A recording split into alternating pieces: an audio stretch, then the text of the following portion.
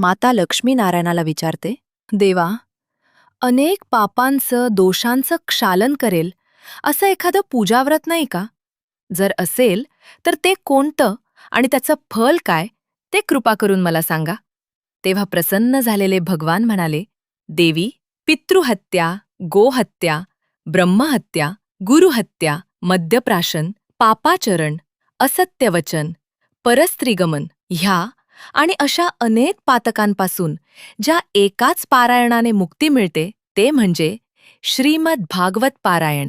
याच्या श्रवणाने व मननाने कळत नकळत झालेल्या पापांचा क्षय होतो आणि जीवन पवित्र बनते.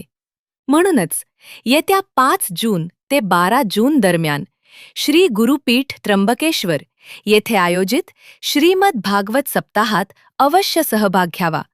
पुढे भगवान नारायण म्हणतात, अधिक महिन्यात त्वरित पापमुक्त करणारे श्रेष्ठ कर्म म्हणजे सत्पात्री दान.